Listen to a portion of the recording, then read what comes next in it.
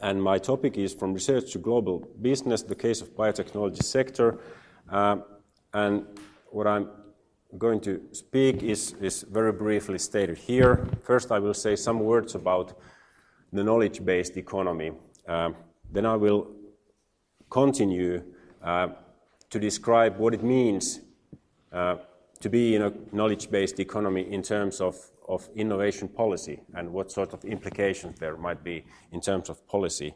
Then I will briefly describe the situation and development in the Finnish biotechnology sector in order to contextualize my two case studies that I will then quite briefly describe, and then I will, at the end of the lecture, draw some policy conclusions on the basis of the two case studies.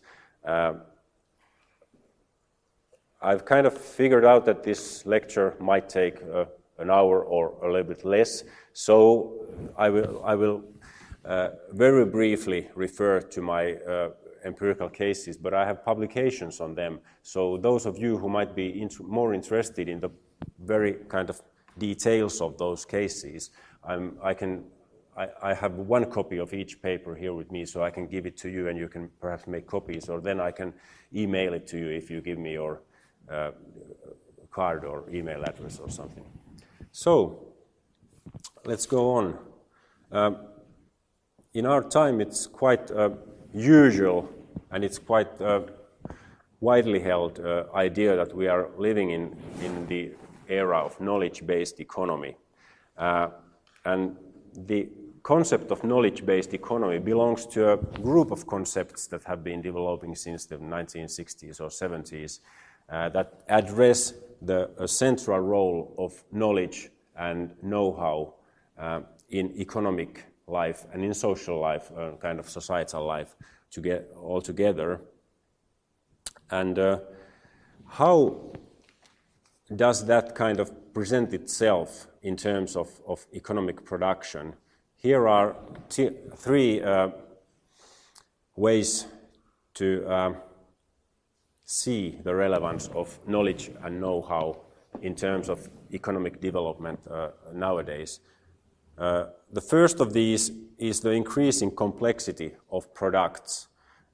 If we think about, let's say, automobiles, which is pictured there, or airliners or any like these sorts of technical artifacts, nowadays they are very complex indeed. They are very many different kinds of computer systems are embedded in them, and so the increasing complexity of products makes it kind of necessary to have very much different kinds of knowledge and understanding and kind of abilities to develop technologies.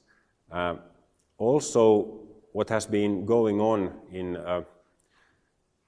production of goods in the societies, in Western societies, is that the production has gone from mass production, which is kind of production that you produce similar kind of product to a very large amount of consumers. It has went to more customized mass production, where you have kind of very many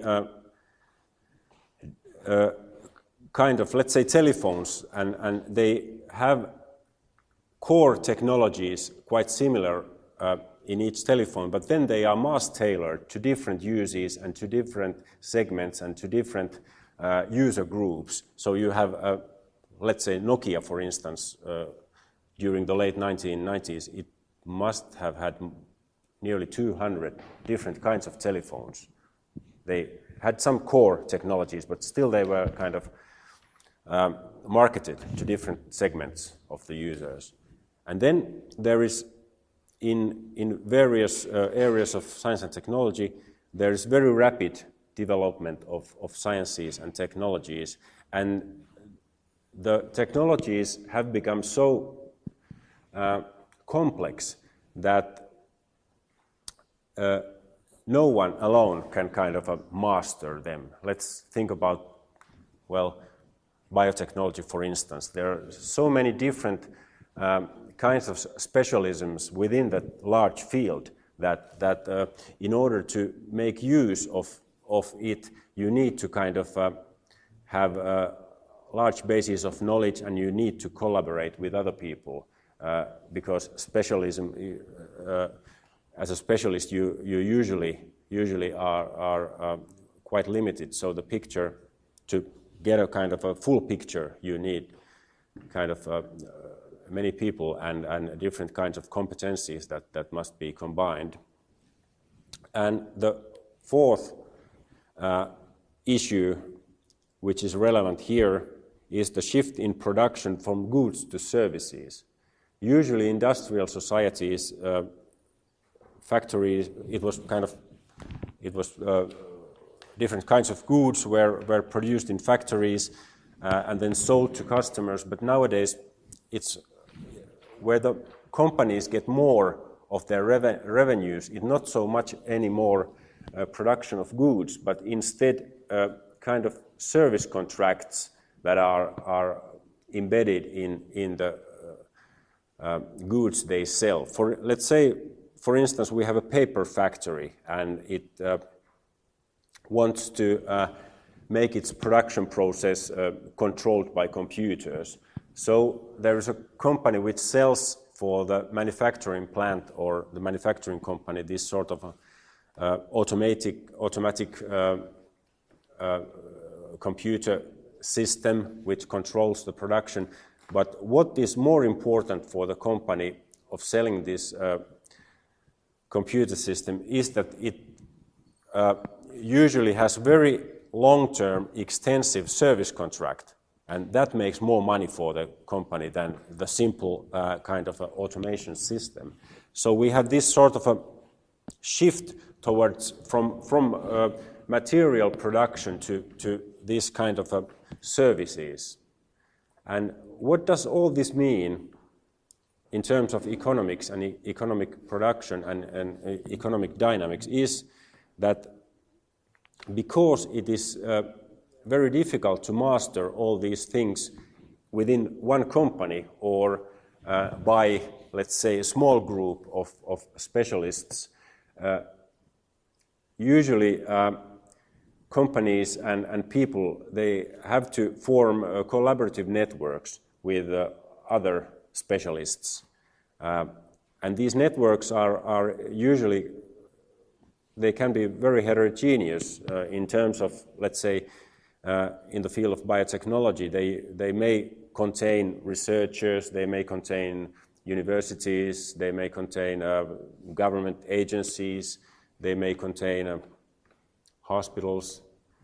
Very different kinds of actors collaborate in these networks, and the most recent development here is the involvement of end users also in building new innovations. This is what is called open innovation, and user-producer interaction is also very central topic in nowadays science and technology studies. And what I'm claiming here now, and this has some research background also in science and technology studies, is that biotechnology as a field of technology is paradigmatic example of this kind of a networked business and networked field of science and technology.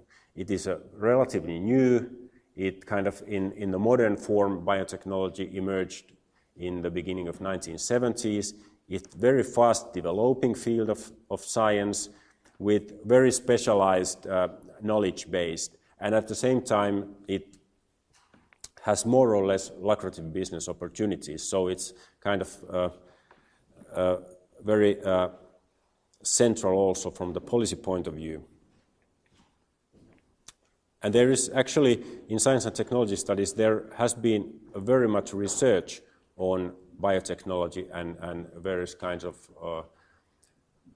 collaborative structures and collaborative activities within that field already from the early 1980s, and especially that research has been done in the United States, of course, which kind of was the home of the biotechnology industry and so on.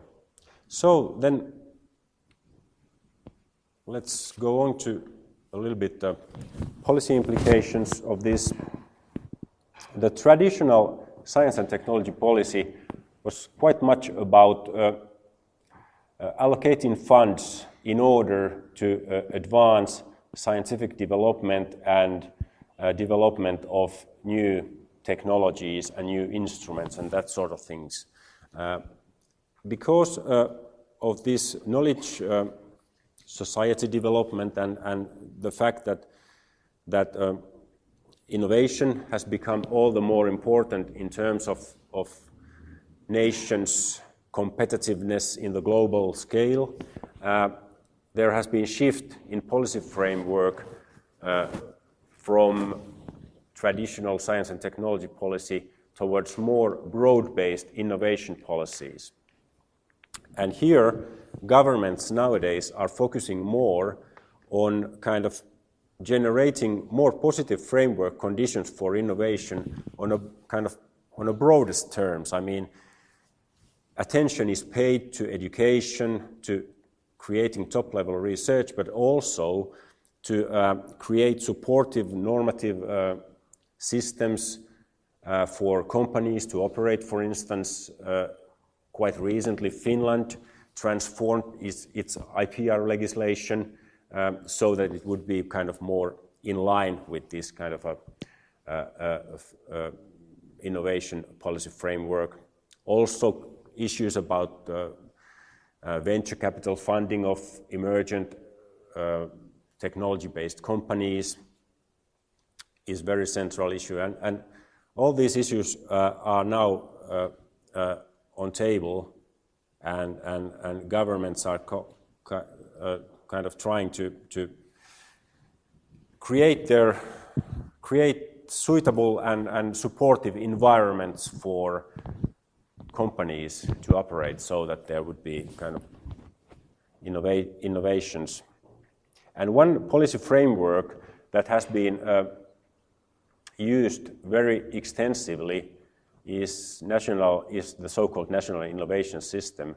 It was propagated very heavily from, let's say, late 1980s by the OECD, and it was developed within the OECD committees and work groups, and many countries have adopted it as a kind of main policy framework. Also Finland has kind of, in the early 1990s, it kind of reframed its whole science and technology policy in terms of national innovation system. And nowadays it's also used by OECD as a kind of policy tool to develop different national economies and policies of different countries. It was just last year that OECD published a report about national innovation system of Russia, and gave kind of different kinds of suggestions of how to develop a Russian innovation system. So that's very widely used, but one peculiar issue here is that we are speaking about national system.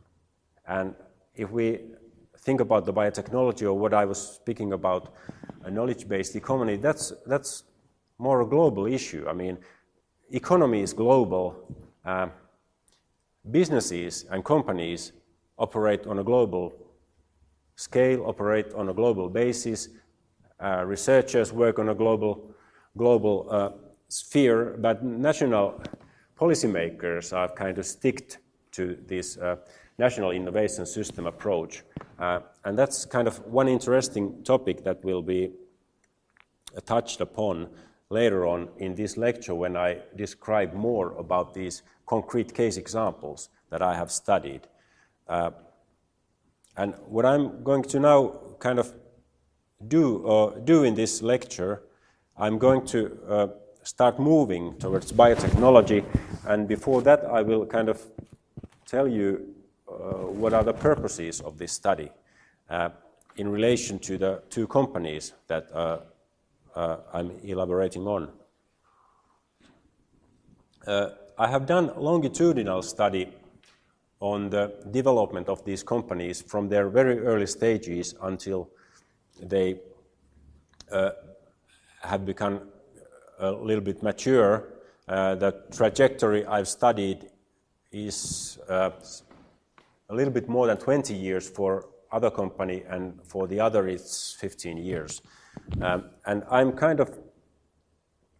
going to describe very shortly different developmental stages these companies have went through. And while doing so, I hope to illustrate the complexities they have encountered in their careers, and also the advantages and opportunities they kind of have also encountered. And on that basis, it's maybe possible to draw some policy implications, and it's especially so because if we take National Innovation System as a kind of a policy framework, and by the way, National Innovation System, it's kind of it's an idea that each and every institution of the society is relevant from the point of view of innovation, and interactions between these each and every kind of a institution are what kind of determine the ability of a society or the nation to create innovations. So it's very comprehensive kind of an idea, systemic kind of concept to think about policies. So I will draw some implications from my case study perspective, precisely because companies are usually regarded as very central actors in the national innovation systems. They should be kind of those agents who make economic use, who kind of transfer scientific research and results of results created in universities and research institutions to the sphere of economy.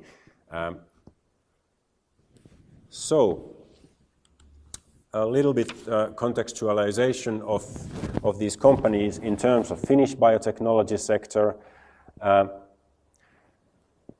Here is kind of the areas in which Finnish biotechnology companies operated in the early 2000s. And as you can see, the one company I studied was pharmaceutical company, which is kind of one of the major areas where Finland has tried to establish a new industry. So my other company comes there from, and the other company, which I call here Reagent company, is a kind of company that operates in multiple fields. It operates in producing diagnostic services for customers. It has a background in developing enzymes and reagent to be used in biotechnological research at laboratories, and quite recently it also established itself as an equipment developer and equipment producer. So it covers these areas. This kind of a picture of Finnish, I would rather, before going forward, I would make a couple of more points from this slide too. If you take the right hand small kind of a ball there, you can see that what is the structure of biotechnology sector in Finland. It is so that most of Finnish biotechnology companies are very small. As you can see, 44% of the companies are employing less than 10 people. So they are really small entities. They are usually kind of research-intensive spin-off companies of some sort, and there is only a couple of companies that employ more than 250. And even if we say that 250 or more, let's say a couple of thousand employees is a big company in terms of Finland, it's a very small company in global terms. If we take major global pharmaceutical companies, they employ more than 100 people. and the largest pharmaceutical company in Finland employs only something like 3,000. So that's even a small player in the field. So that's kind of central characteristic of Finnish biotechnology sector, that nearly all of the companies are very small. But Finland is interesting case because since the let's say mid-1990s, it has done a lot to create itself a biotechnology industry. Actually, this policy development started already earlier in the beginning of 1980s. From the beginning of 1980s, there has been very many funding programs in order to build infrastructures in biotechnology in Finland, business incubators and science parks and all these kinds of organizations that you will find in any country nowadays. Also, there has been for a long time R&D funding and more basic research funding directed at biotechnology. But during the mid-1990s, even more funds were directed at developing this field in Finland. I once counted that during the 1990s, the funding for biotechnology totaled, I mean the research funding and research and development funding totaled something like 400 million euros. And public capital investments in biotechnology companies totaled something like 100 million euro. That's a lot of money in terms of Finnish economy, but it's not that much. Also, again, if we take a look at the kind of the monies that are needed in order to build biotechnology industries on a global scale. If we just think about how much nowadays one biotechnologically developed drug costs, the whole amount of money that Finland spent during the 1990s is about half of that. It's about $1 billion that it takes to nowadays to build one biotechnological drug that will be sold in pharmacy. So that will be kind of ready and sold to final end users. So that's very... But despite that, there was a very strong hype in Finland during the 1990s. And people really believed that it is possible to establish a new industry into the country. And this is in Finnish, and this comes from the major national newspaper, Helsingin Sanomat, and the title says that is new Nokia breeding in Finland. Nokia was at the time kind of the very large Finnish company, very important to the economy and very strongly developing company. And so there was a kind of quest for new Nokias in Finland. And experts really believed that biotechnology could be another area where another major company would evolve in Finland. It says in the second title that experts believe that biotechnological drugs may be the next success story. So that was kind of a general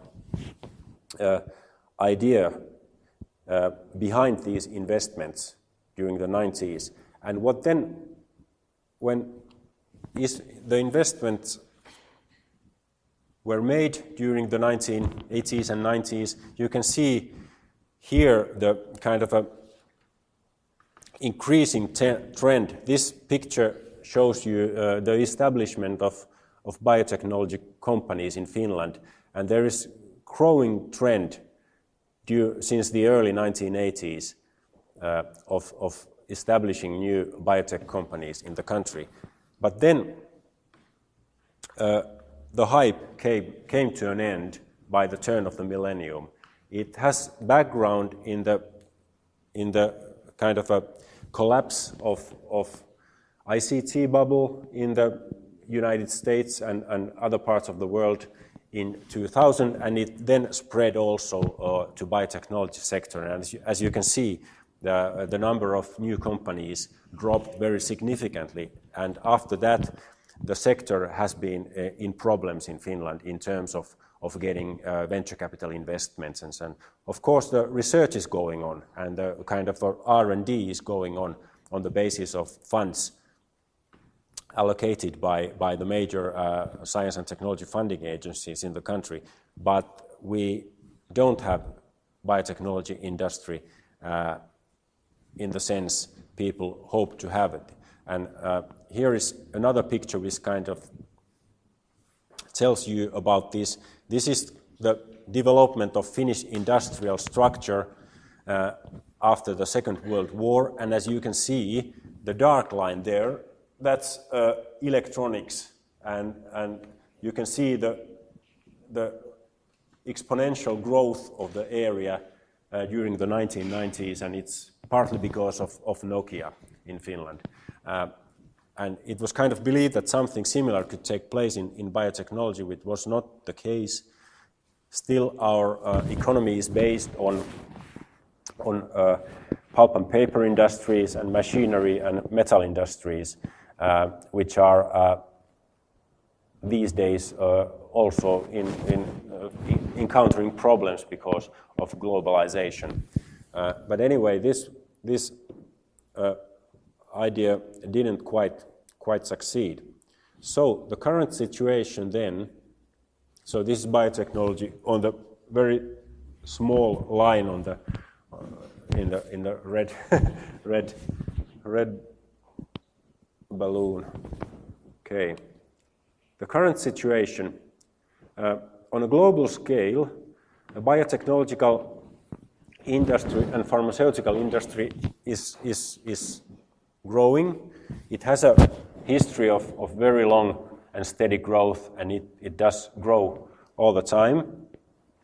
But Finland is not in this bandwagon. We can see very clearly.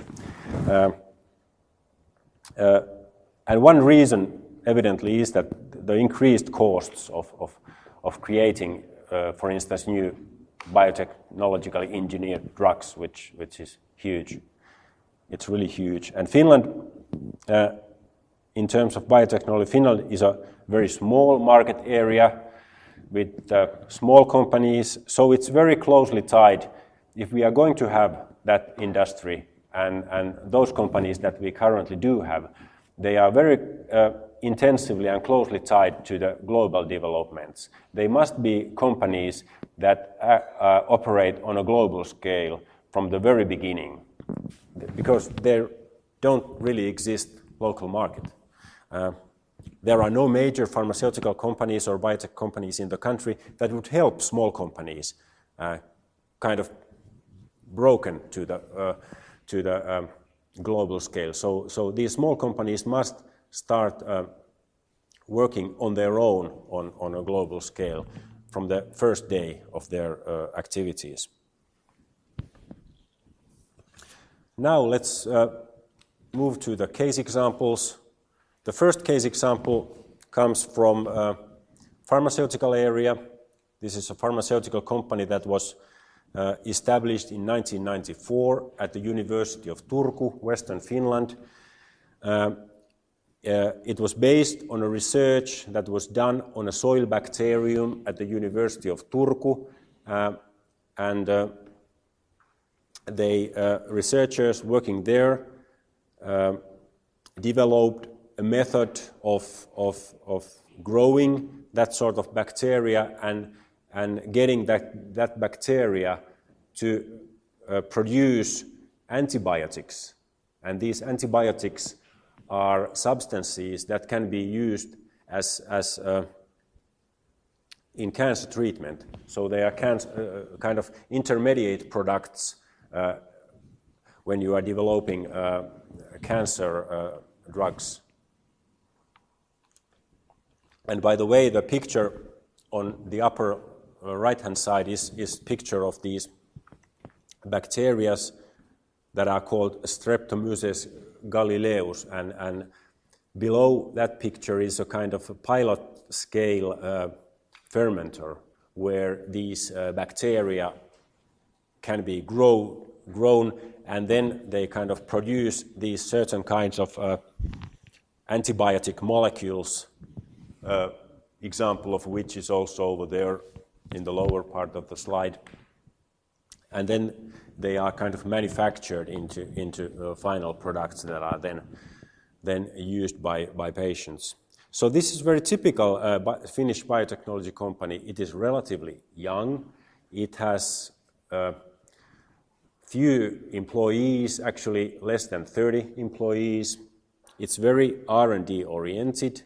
It didn't have, when it was established, it didn't have finalized products at all. It started to develop those products on the basis of capital investment from Finnish innovation fund Sitra, and on the basis of much research funding from Tekes, which is the kind of major technology funding agency in the country. And the company really had kind of high hopes of its future, and the investors too. They kind of thought that they could establish a drug factory in the country, producing these antibiotics, and then selling them to other companies that would make them into final medicines. But it turned out to be that was not possible, quite much because of the amounts of money that would have been needed in order to establish a drug factory. So this story is much about gradual downscaling of an ambitious business plan. There were huge hopes, and what came out of this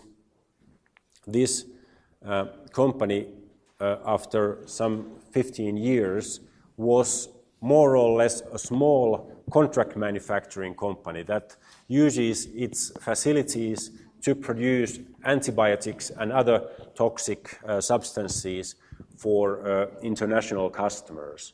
And it's not major player in any sense in the Finnish economy. It still is company of something like 25 employees operating nearby Turku and so on.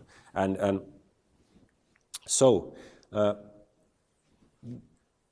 if we then take a look at the major challenges the company encountered during these 15 years, and we can understand something about the problematics it had to face. I have in this slide collected these challenges into three categories. The firm level challenges, national innovation system level challenges, and supranational level challenges. And the most of the challenges perhaps were at the firm level.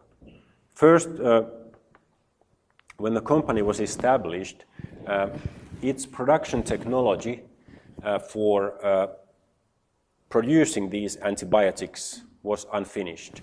So it only produced 30% purity of these molecules, when in order to have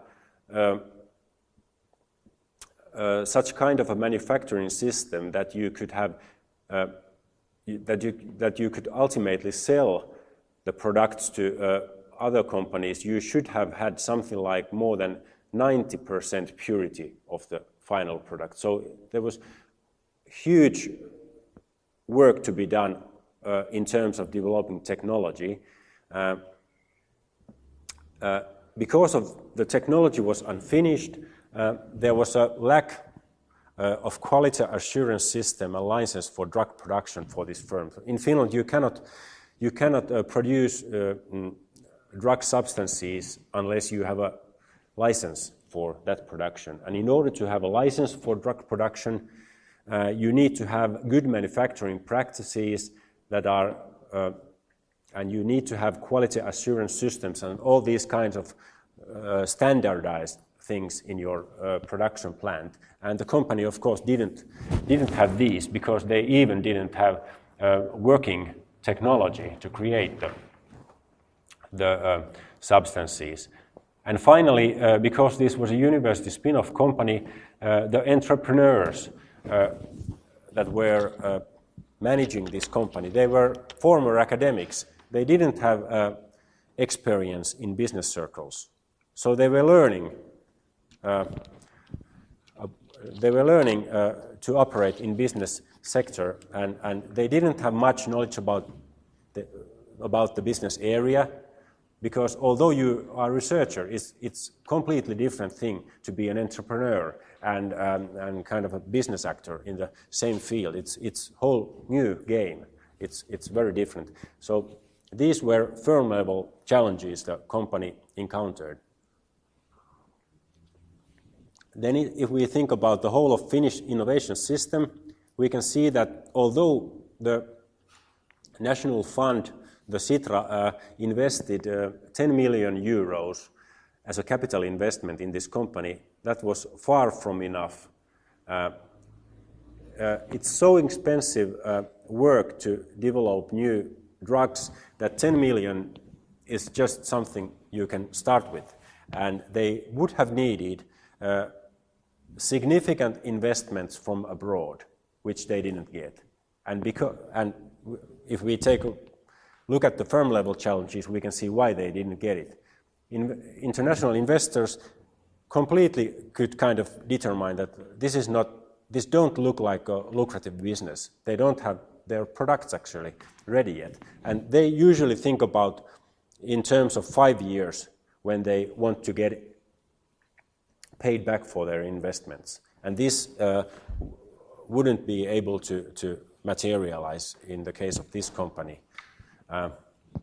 Also, another national level hindrance in the development of the company was the fact that these kinds of substances were manufactured in Western Europe, but at the time, by the turn of the millennium, much of the production was being transferred from Western Finland and from the United States to China and India because it was very much cheaper to produce these substances there.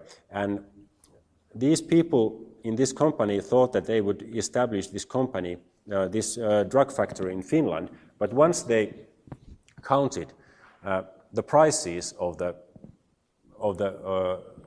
end products in the markets and how much producing those substances would have cost in Finland, they came up to the conclusion that Finland is actually too expensive country to build a drug factory. It doesn't make sense. In Finland, labor legislation is such that it creates these costs. People have higher wages, social security payments. All these kind of made it a situation such that it was not kind of competitive to produce drugs in Finland. And finally, if we take a look at the supranational level, the company had to find collaborative partners from emerging third world countries, and that was very difficult in terms of cultural differences. Business negotiations with Indian companies didn't proceed quite well. I have a detailed analysis of that in one of my papers if you're interested in these sorts of issues.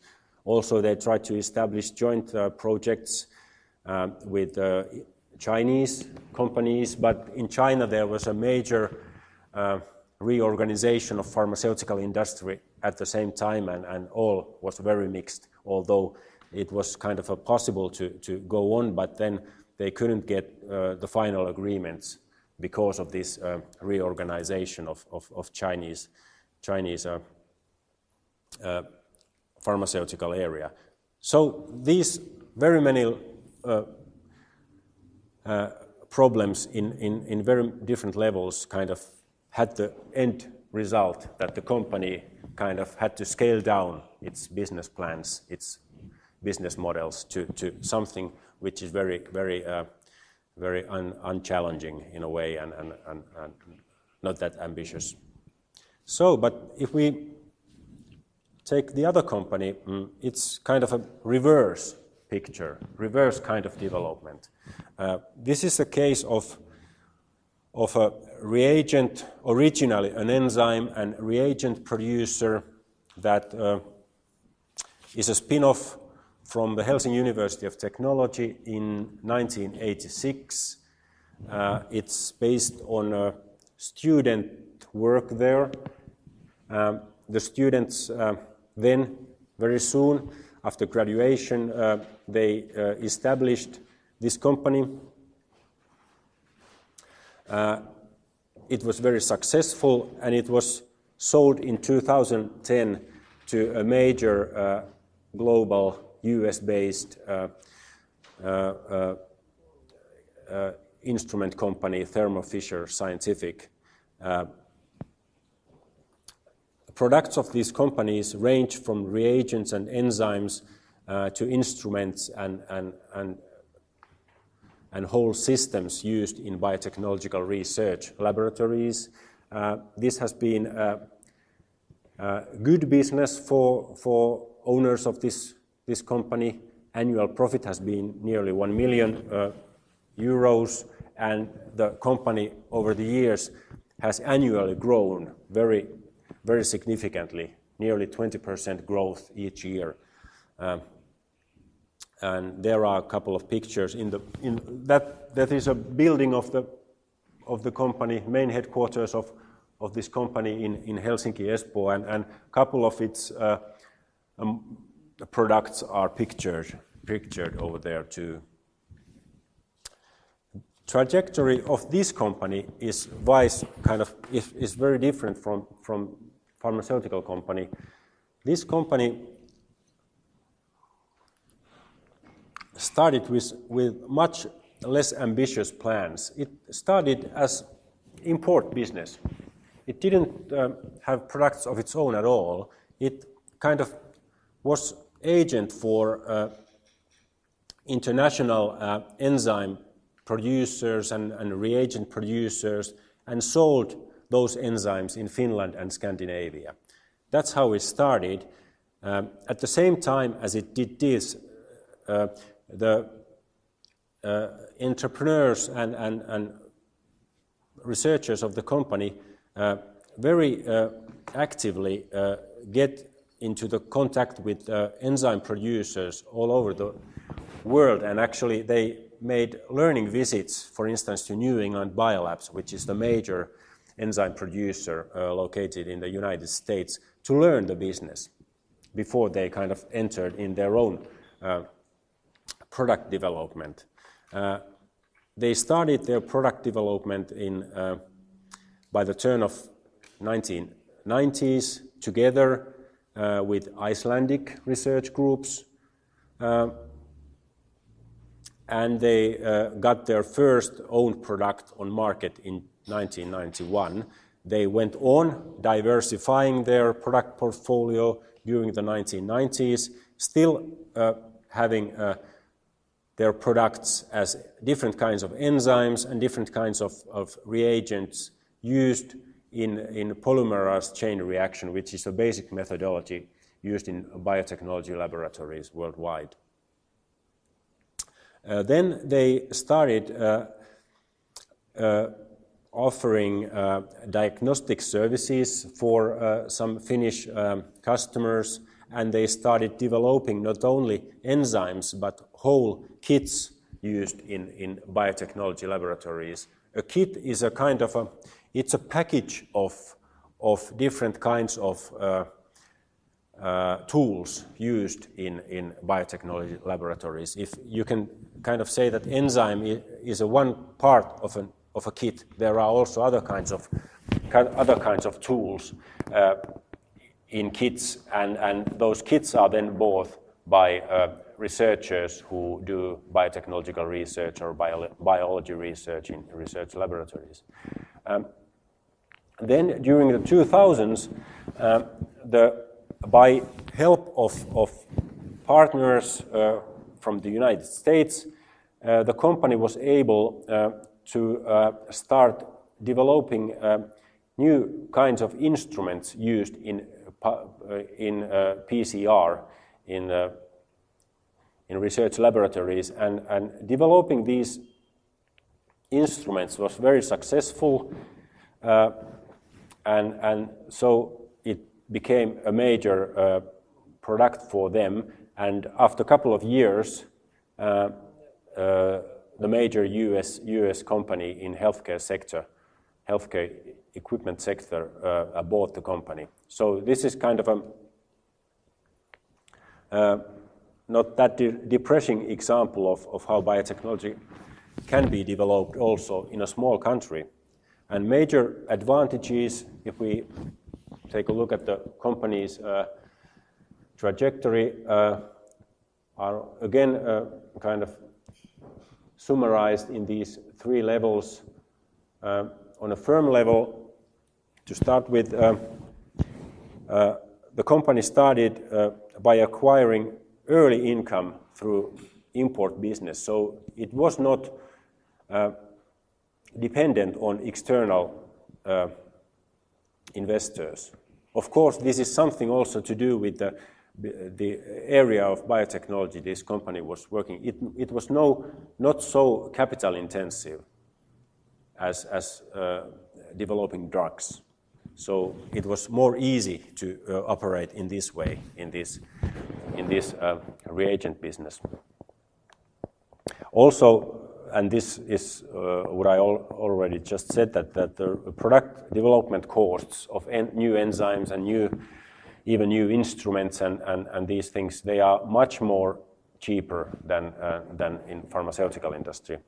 The company was continually successful in networking. It was able to establish very useful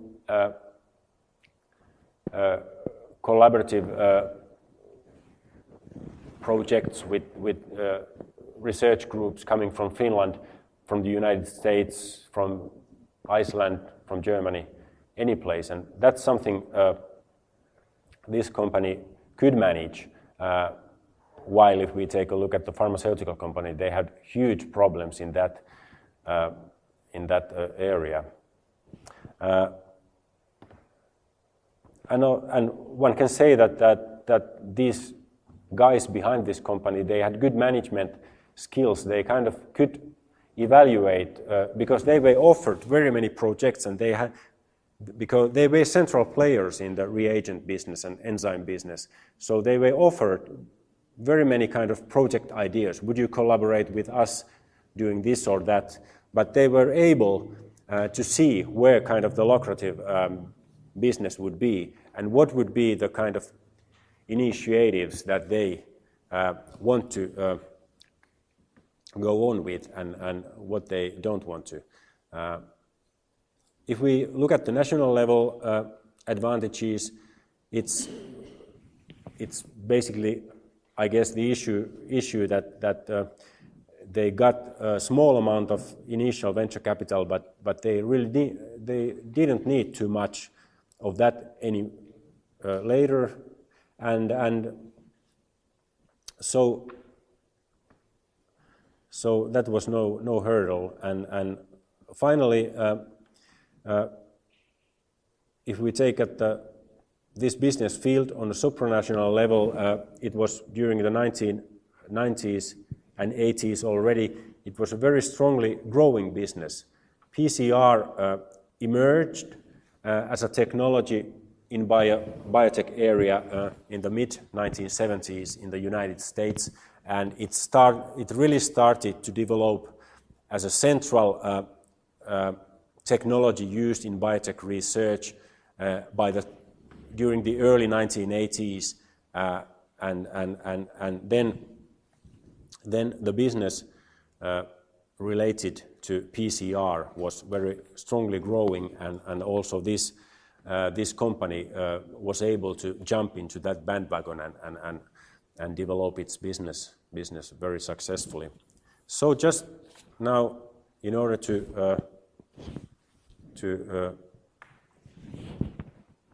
end this presentation in time, a couple of conclusions. First, a little bit about limits of this study. On the basis of this kind of a case study approach, it is not possible to draw any kind of general conclusions about such a huge entity as National Innovation System in Finland. It is possible, however, to shed some light on some aspects of that innovation system and some specific area, which here is the biotechnology and more precisely pharmaceuticals and enzyme and reagent business. And also on the conditions of the kinds of actors that, at least in the Finnish innovation system in the area of biotechnology, are the most central, these small biotech companies. Because the industry is global, firms, however, encounter, I would say, all over the world, more or less similar kind of operational conditions. They have to be able, in some ways, to operate on a global basis. They need to have these kind of basic abilities and basic knowledge about their fields of business in order to succeed, in order to find partners, in order to do anything. And perhaps this is something that is transferable from the Finnish experience also to other countries.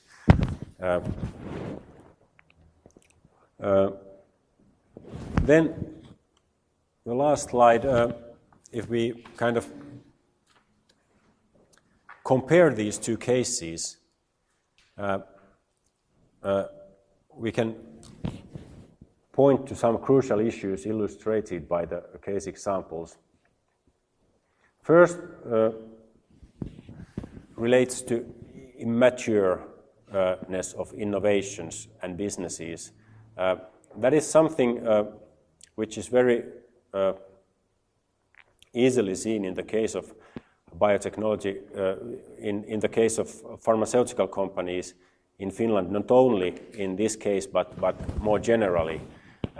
And if we think, for instance, policy measures or that should be taken, is that one should, and also if we think about universities, what universities might do when they try to figure out the possible commercial products sprouting from their research, they should be very cautious about this, and they should pay more attention to the ways in which they could create more value to innovations before commercializing them.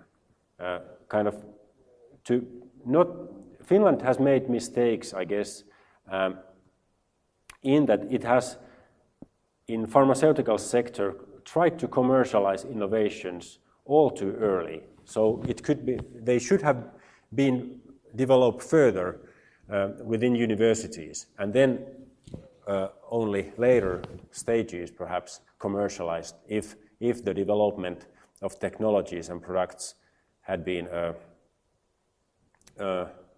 successful.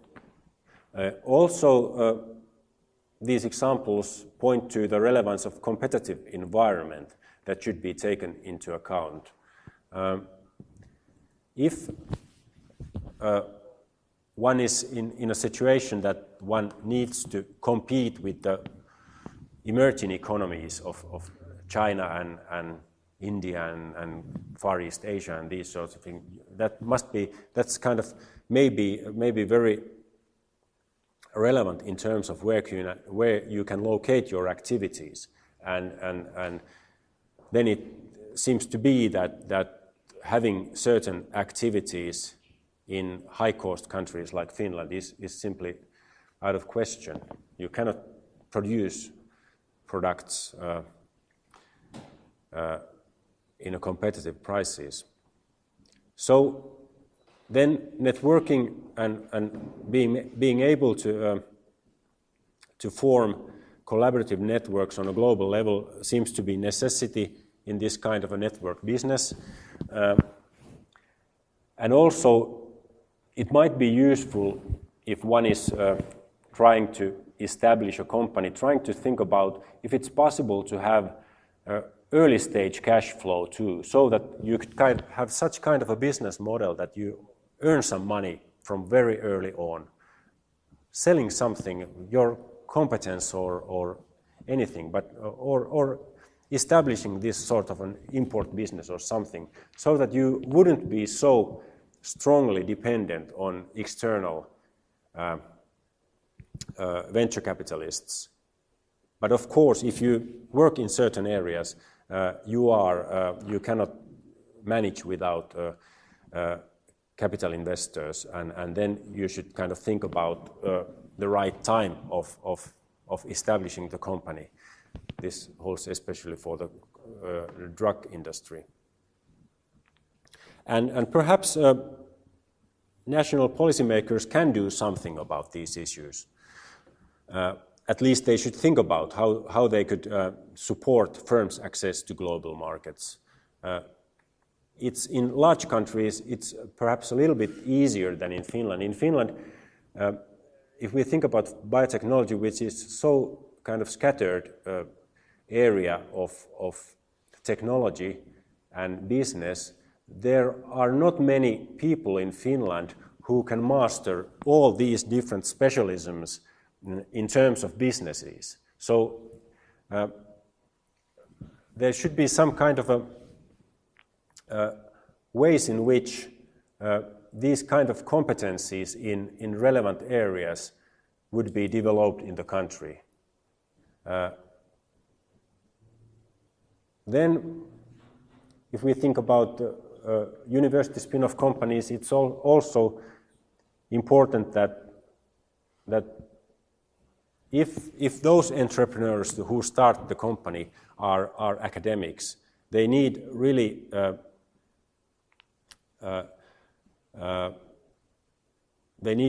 learn a lot, because that's a really different game, doing research and doing successful business, and that should be something that the researchers think about themselves, and also that kind of the universities and policymakers think about that it's a huge leap for the people, and perhaps it's not always kind of the most sensible thing to do, to leave your research at the university and jump into the business. It would be perhaps more sensible to hire a kind of real businessman to operate the business and remain by yourself in the university.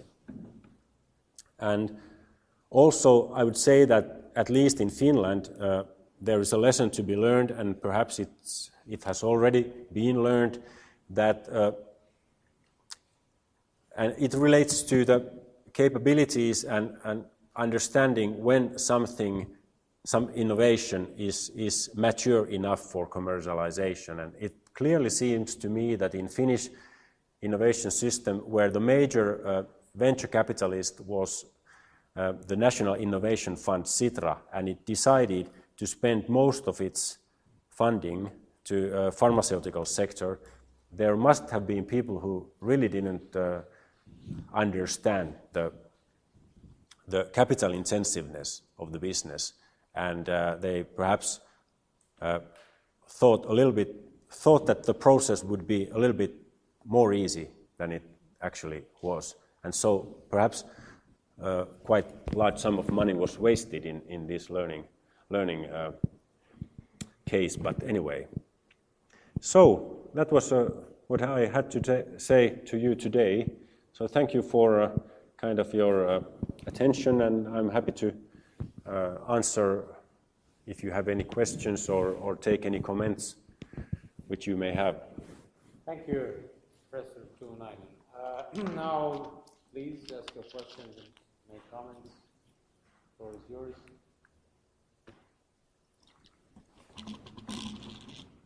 You'll have to digest a little bit.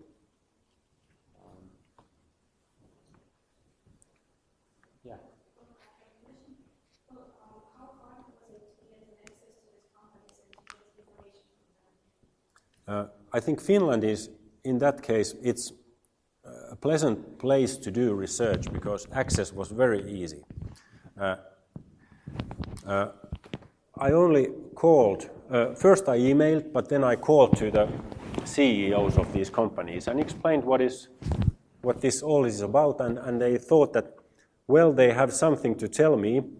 Even the company that was not that successful thought that there are lessons to be learned from what they have encountered. So they kind of thought that it's useful to distribute these experiences, and that's, I guess, that was perhaps the main motivation for them to be engaged in this research. But we also, in our research group, where I did my dissertation, we also had other kinds of experiences in trying to get access to companies, and I would say that in Finland it's quite easy to study those companies that are privately owned and that are very small, that are possibly owned by the operated management, because there are just kind of one or two people that you must discuss with, and they can open the door for you for everything, or then they immediately say that, sorry, but we don't want to be studied. So in both of these cases, the CEOs were also owners of these companies.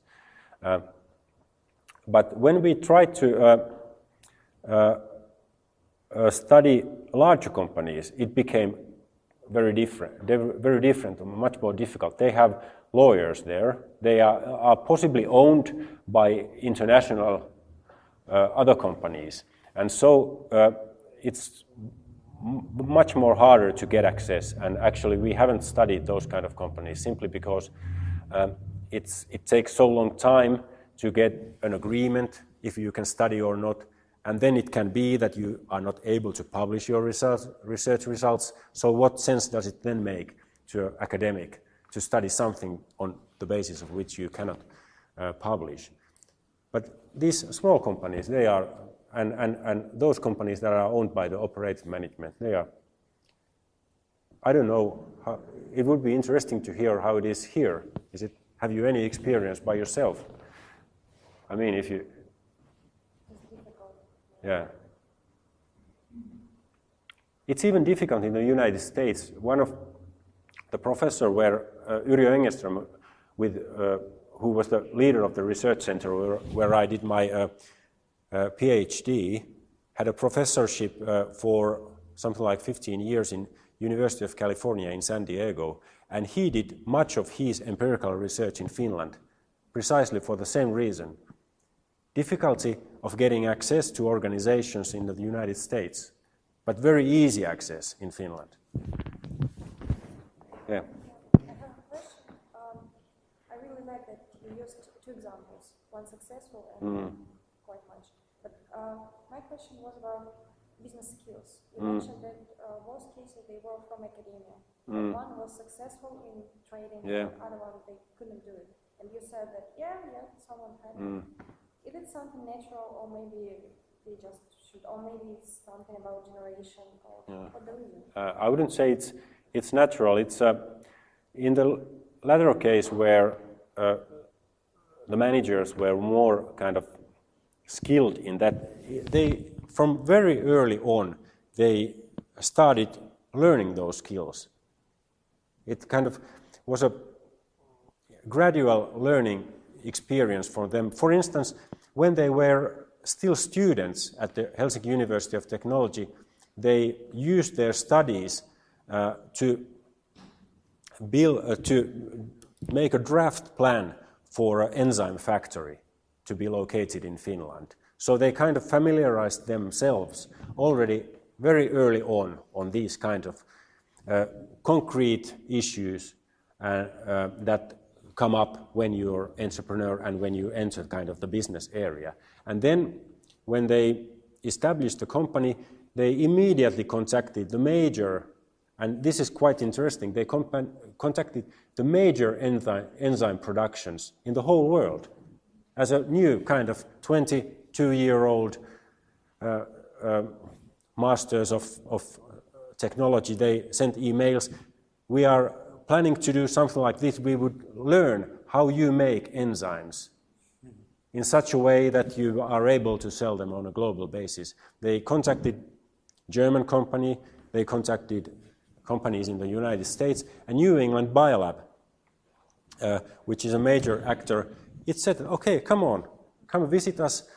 And one of the entrepreneurs spent half a year there just purifying enzymes and learning all the issues that must be taken into account when you make these kind of products. And then they continued this collaboration relationship with New England Biolabs in the years to come, when they started import into Scandinavia the products of New England Biolabs. And they learned by so doing kind of the business skills.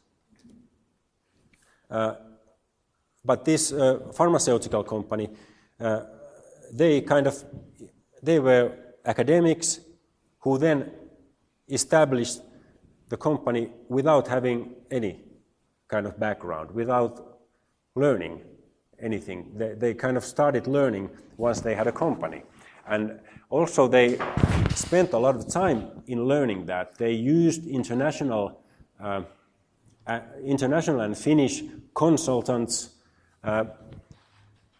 in helping them in business negotiations, for instance, because they have never been in such situations. So they had kind of helpers there, but still it didn't work out too well. Also, perhaps it has to do with the fact that they were operating with people coming from very different cultures. The Reagent company operated mostly in Western Europe and in the United States, so kind of the culture is more or less similar than compared with China and India. Yes, Yuri. Thank you so much for your very interesting and informative presentation. My question deals with the theoretical background of your research.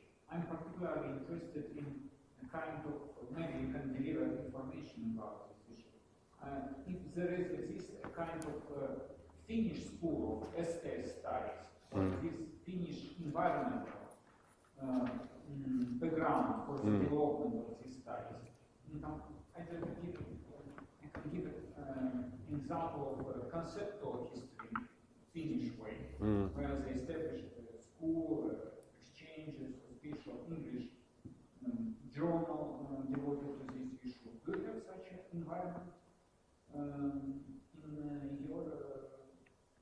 at your university? Yeah. Simply graduate school something? Background for this research, and I didn't say too much about it, is it's a Center for Activity Theory and Developmental Work Research, which is a research unit which is based in Department of Education at the University of Helsinki, and it has a kind of a paradigmatic theoretical approach which is based on activity theory, part of which that theory comes from Russia, work of Lev Vygotsky, developmental psychology of Lev Vygotsky, and then Alexei Leontiev's further work on that. And it was then, during the 1980s and 1990s, further developed in Western countries, in the United States. The professor I just mentioned, who spent 15 years in UCSD, is one of the main figures developing this kind of an Finnish activity, or let's say Scandinavian, because there are also in other Scandinavian countries people doing same kind of approach. So they kind of developed a certain way of studying activities, human activities. And our understanding then, when we study innovation, is that we're studying, and here is also a little bit influence from actor network theory. It's a kind of combination of these two theoretical strands.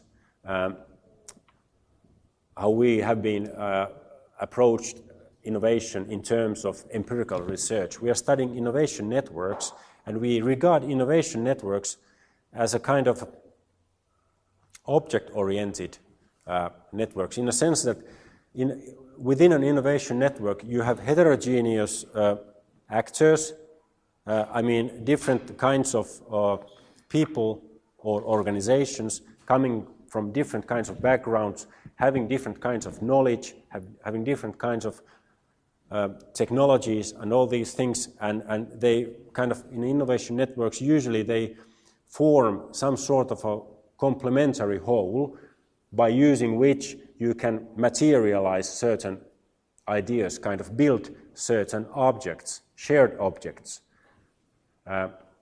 So object-orientedness of activity, which is kind of very central to activity theory, is built in this idea.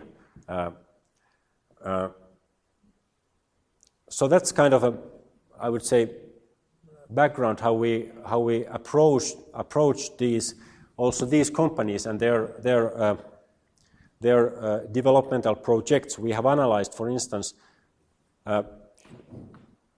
the reagent and enzyme companies' different product development projects separately, and how different actors contribute to the kind of materialization of the joint object.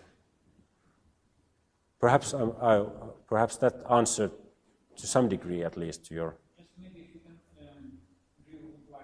to specify this connection between neurology.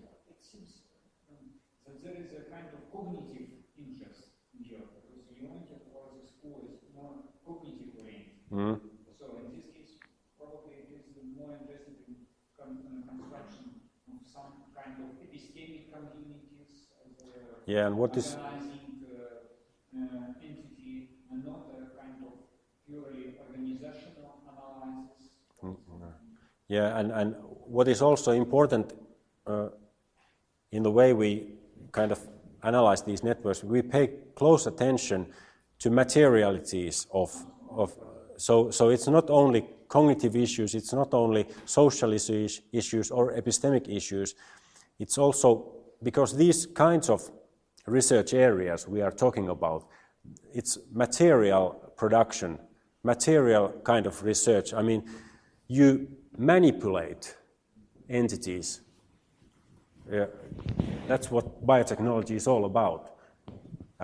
So materialities and also resistance of materials. Different material entities don't always work as researchers want to make them operate. So there is these kind of resistances and kind of different things that you must work around in order to make something to operate. But this we have kind of quite strongly also take account of this material side of activities. Did it play any role in this research? Have Yeah. you encountered these issues with materiality that would? Well, yes, especially in a sense, in the case of the first company where the technology was not finalized enough. You could very easily see that it just didn't work. I mean, the technology, and although they tried to develop that technology further with another Finnish company, it still didn't work well enough because of impurities and these sorts of issues. But here we didn't study the actual laboratory practice of developing that technology. So we were not present in the research laboratories, and I cannot say too much about that, about kind of practicalities that were there. But evidently that was one of the major reasons why the company was not successful. Oleg, I was just wondering, you said in the beginning that when you started this research, you kind of felt that this was a traditional lab study. This was where there's links to traditional lab studies. And there is a feeling, at least among some people who have been in that field for 30 years now, that there's not much to be produced, studying laboratories in the United States or France or Germany. While in Russia, for example, it's vice versa. It's very interesting because there was no studies like that done, and actually that's why we encourage students to go and do that. And so the question to you is twofold. The first one is whether you thought when you were doing that study of two firms that something was intensely interesting in there, and you were closer to the Russian case than to, let's say, American case. And second is, if you found that something interesting, how would you briefly describe the contribution you did in comparison to the usual lab study or lab firm study? Well, in this case, we didn't do the lab study. My reference to lab studies was had to do with my dissertation that started as a kind of lab study. And there, if I think that one, well, I would say my contribution to science and technology studies from lab perspective some way was to connect what was done in the laboratory to the external world. That's also something that actor network theory already for a long time ago kind of did. The early ethnographies of laboratories took place inside the walls of laboratories. And what I did then in my study, already of course knowing that what Bruno Latour and others had done, and also what symbolic interactionists had done, because they had this kind of a similar kind of an idea of articulation work between laboratory level and then the kind of social world level outside the laboratories. Joan Fujimura, for instance, speaks about articulation work. So I kind of wanted to analyze also connections between external world and laboratory, and how I did this was that in the laboratory part of my work, I used as an analytical device the system of the concept of experimental system developed at that time by Hans-Jörg Reinberger. And Hans-Jörg Reinberger conceptualizes experimental system as one which has epistemic object, and then there is technical things that you kind of manage or use in materializing the epistemic object or epistemic thing, as he calls it. What I added to this was, and this comes from the activity theoretical perspective and from the concept of object, I added kind of I call it application object. We have an object in research laboratory which is at the same time epistemic in terms of creating new knowledge about something. But if we are in biotechnology lab, in that biotechnology laboratory I studied, there is also very evidently from the very beginning kind of the societal application object too. Kind of I called it application object. And it's something which will eventually be transferred to the society. And in my case, what I studied, it was a virus-resistant potato variety.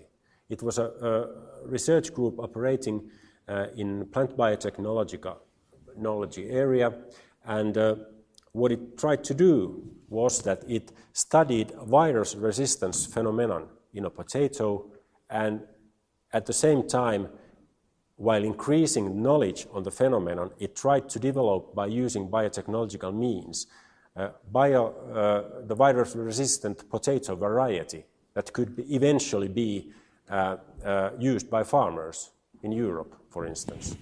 And so this, I would say, was at least when it comes to the lab studies, kind of what I did. This is not,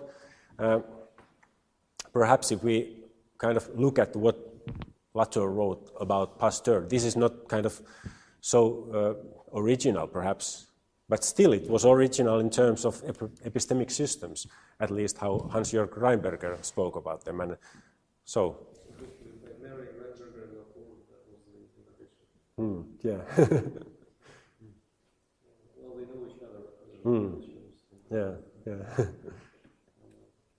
But to come back, I mean, I might have missed, sorry, when you described fieldwork in these two firms. For example, in the Reagent firm, was it only interviews or were you around this observation? No, we didn't any ethnographical studies or work in these cases. We made interviews and then we had different kinds of documents. Yeah, yeah. I thought somehow that they allowed you in because you answered the question of students. How easy it is to get access. Yeah, it would be very interesting to do ethnographic study, but we didn't simply have time for that. We had to kind of use other means, but doctoral students are in a position that they have more time, perhaps, and they have more time to spend in doing ethnographical studies. That's also their advantage. Who was, if I may ask, who was kind of pushing you to act in a hurried way? In the sense, when most medical studies, lab studies, or firm studies, is ethnography or lab or a firm, and instead you choose just to collect interviews and look at the documents, and then why would the researcher abandon the best method and go for the second method? We wanted to get the project done within 3 years and get publications out.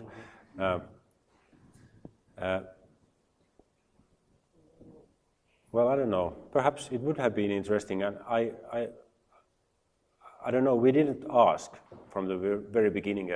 Do you kind of stand it if we kind of shadow you all the time? If we want to study these sorts of companies and their evolution, it would have been difficult in a sense that the usefulness of laboratory studies is that you have the certain place where things usually happen. You have that laboratory and you can go there.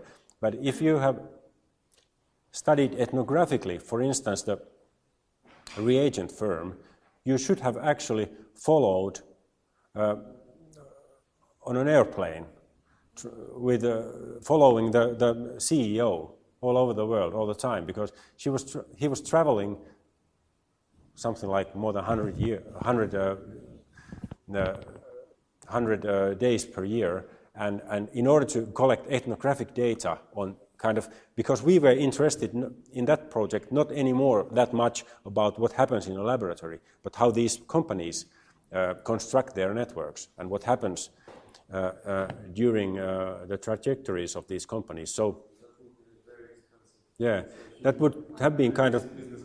It's not that kind of economical way to study, to follow somebody who's, because networking in business is that sort of activity. You are always somewhere else than in your kind of headquarters and home.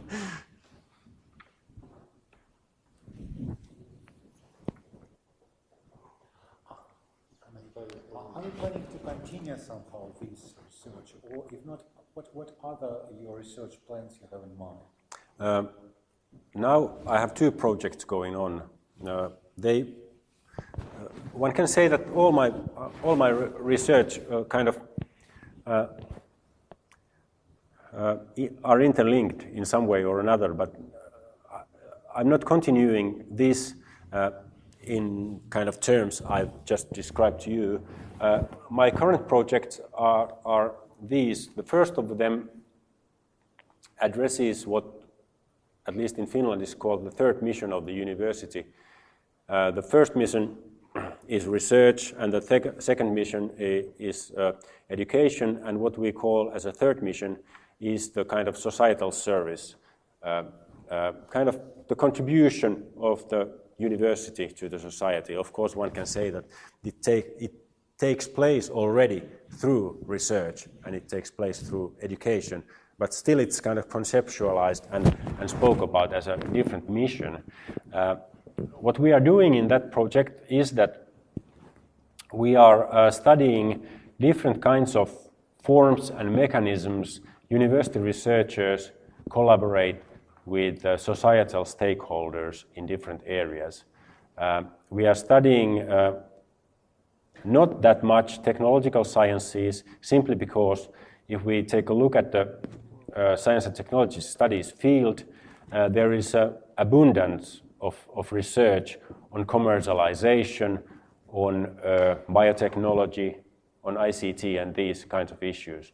What is lacking is studies on social sciences, humanities, and that's where we are going to kind of pay attention.